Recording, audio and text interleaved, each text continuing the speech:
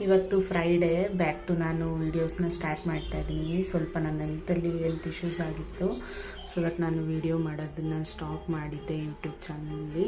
ಮತ್ತು ಇವತ್ತು ಬಂಡಿ ಮಕ್ಕಳಮ್ಮ ಈ ತಾಯಿ ದರ್ಶನ, ಈ ತಾಯಿ ಆಶೀರ್ವಾದ ತಗೊಂಡು ಮತ್ತೆ ನಾನು ನಿಮ್ಮ ಜೊತೆ ವ್ಲಾಗ್ಸ್ನ ಸ್ಟಾರ್ಟ್ ಮಾಡ್ತಾಯಿದ್ದೀನಿ. ಬಟ್ ನಿಮ್ಮ ಸಪೋರ್ಟು, ನಿಮ್ಮ ಆಶೀರ್ವಾದ ನನಗೆ ತುಂಬ ಬೇಕಾಗುತ್ತೆ. ನನ್ನ ಚಾನಲ್ನ ದಯವಿಟ್ಟು ಸಬ್ಸ್ಕ್ರೈಬ್ ಮಾಡಿ ಸಪೋರ್ಟ್ ಮಾಡಿ ಅಂತ ಕೇಳ್ತಾ ಇವತ್ತಿಂದ ವ್ಲಾಗ್ಸ್ನ ಅಪ್ಲೋಡ್ ಮಾಡೋಕ್ಕೆ ಸ್ಟಾರ್ಟ್ ಮಾಡ್ತೀನಿ.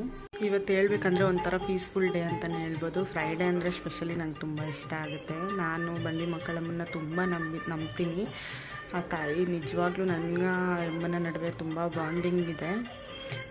ನಾನು ಈ ಥರ ಪೂಜೆ ಮಾಡ್ತಾ ಒಂದು ಸಾಂಗ್ ಕೇಳಿಬಿಟ್ಟು ಆರಾಮಾಗಿ ಸ್ವಲ್ಪ ನನ್ನ ಟೈಮಲ್ಲಿ ನನ್ನ ಪೀಸ್ ಆಫ್ ಮೈಂಡಲ್ಲಿ ನನಗೆ ಪೂಜೆ ಮಾಡಿದ್ರೇ ಒಂಥರ ಸಮಾಧಾನ ಅಂತ ಹೇಳ್ಬೋದು. ಇವತ್ತು ತಿಂಡಿಗೆ ಅಂತೇಳಿ ಶಾವಿಗೆ ಉಪ್ಪಿಟ್ಟು ಮಾಡಿದ್ದೆ.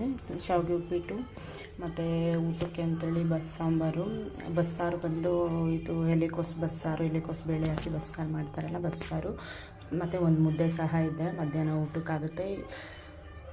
ಟೈಮ್ ಅಂತೂ ತುಂಬಾ ಫಾಸ್ಟಾಗಿ ಹೋಗುತ್ತೆ ನೋಡಿ ಫ್ರೆಂಡ್ಸ್. ಆಲ್ರೆಡಿ ಆಗ್ತದೆ 1:00, 1:10 ಅಂತಂದರೆ ನಮ್ಮ ಗಡಿಯಾರ 10 ಮಿನಿಟ್ಸ್ ಫಾಸ್ಟ್ ಇದೆ. ಈಗಾಗಲೇ 1:00 ಆಯಿತು. ಪಾಪುನ ಸ್ಕೂಲಿಗೆ ಬಿಟ್ಟಿದ್ದೀನಿ, ಸೊ ಹೋಗಿ ಕರ್ಕೊಂಡು ಬರಬೇಕು.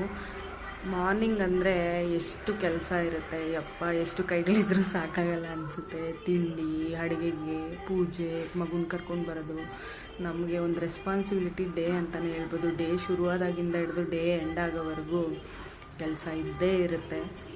ಇದಾಗಿತ್ತು ನನ್ನ ಈ ಫ್ರೈಡೇ ವ್ಲಾಗು. ಇನ್ನು ಇವತ್ತಿನ ಡೇ ನಂದು ಹೀಗಿತ್ತು, ನಾಳೆ ಡೇ ನನ್ನ ಹೇಗಿತ್ತು ಅಂತ ನಾನು ವ್ಲಾಗ್ ಮಾಡ್ತೀನಿ. ಮತ್ತು ನಾನು ಇಷ್ಟು ದಿನ ವ್ಲಾಗ್ ಮಾಡ್ತಿರೋದಕ್ಕೆ ಎಲ್ಲರಿಗೂ ಸಾರಿ ಕೇಳ್ತಾ ಇದ್ದೀನಿ. ನೆಕ್ಸ್ಟು ಕಂಟಿನ್ಯೂಸ್ ಆಗಿ ವ್ಲಾಗ್ ಬರುತ್ತೆ.